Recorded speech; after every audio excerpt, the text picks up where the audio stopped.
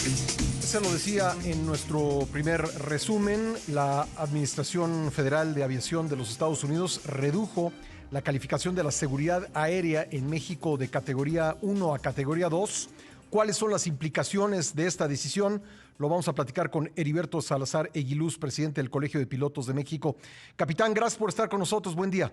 Pascal, muy buenos días. Un saludo a ti y a tu auditorio. Bueno, debemos estar preocupados y me refiero, por supuesto, a los pasajeros, a la industria, a los pilotos con esta decisión. Fíjate que, yo creo que los pasajeros no deben de estar preocupados por su seguridad y todos los demás sectores deben de estar ocupados, más que estar preocupados en este asunto, ya que este punto donde caímos, lo que evidencia es la falta de seguimiento que tiene la autoridad para estas recomendaciones de seguridad que hace la OASI. La parte de las líneas aéreas estamos confiados de que ellos cumplen con lo que tienen que hacer y más allá, puesto que los requerimientos internacionales que se les ponen y las fabricantes de aviones les exigen mucho y ellos cumplen con esta parte, entonces esa parte hay que estar seguro. Pero déjeme como país, preguntarle esto. Entonces, esta decisión no se toma nada más así en el vacío. Hay antecedentes y por lo que usted me dice, hubo advertencias o avisos o recomendaciones por parte de OASI de que podría venir esta degradación en caso de que no se tomen los pasos que la propia OASI dice a México que deben tomarse.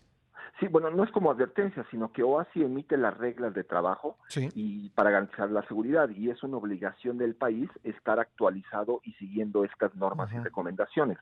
México es un país que reacciona tarde a los cambios y ahora con la auditoría, bueno, se evidenció que no se han hecho los cambios y que la autoridad aeronáutica, en este caso la Agencia Federal de Aviación Civil, no tiene los recursos ni económicos, ni técnicos, ni humanos para desempeñarse en este trabajo. Sí.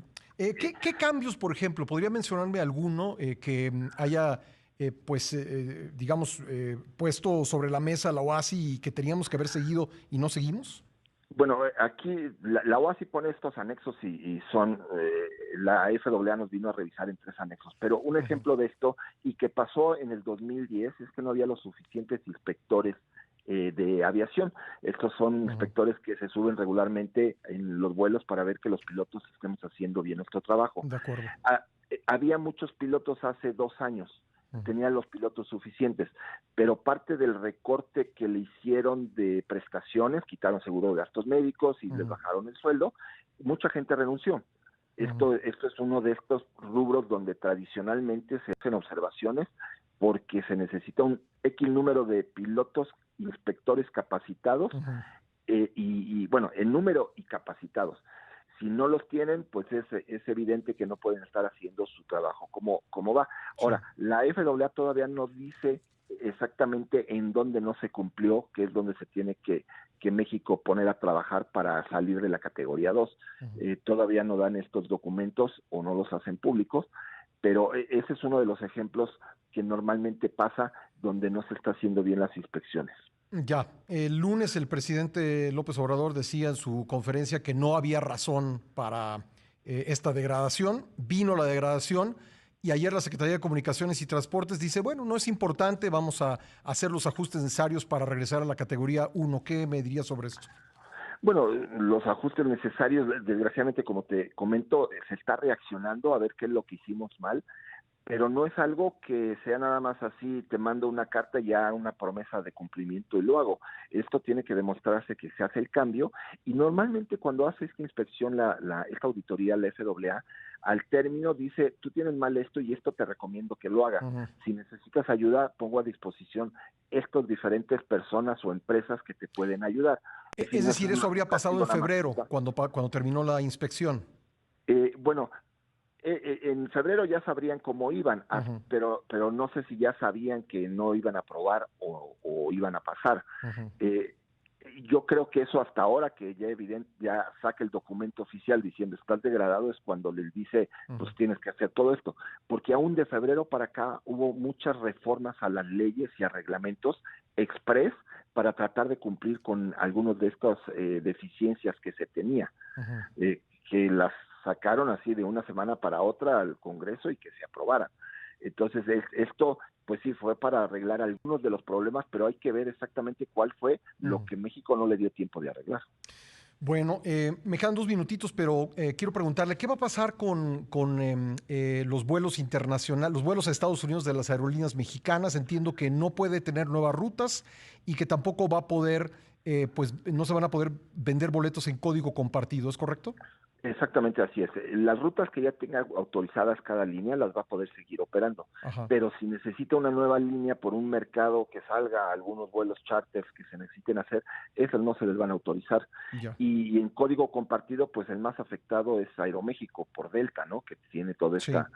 esta asociación tan Por cercana. ejemplo, yo acabo de hacer un vuelo a Tucson, Arizona, me fui por Los Ángeles en Aeroméxico y en Los Ángeles tomé un vuelo de Delta, compré todo en paquete.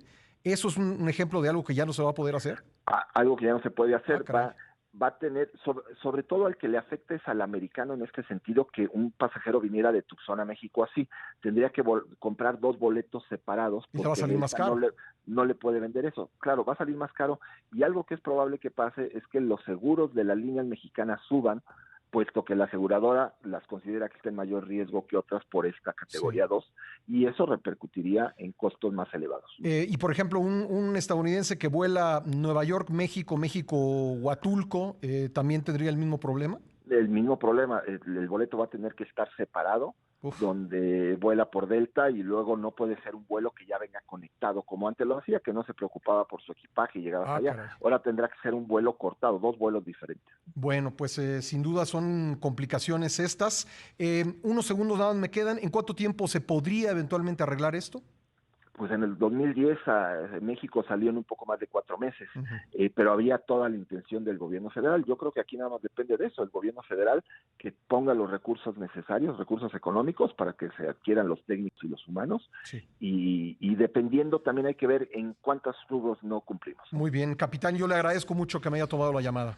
Un saludo, Gracias, Oscar. muy amable. Muy buen día. Heriberto Salazar y Luz es el presidente del Colegio de Pilotos de México.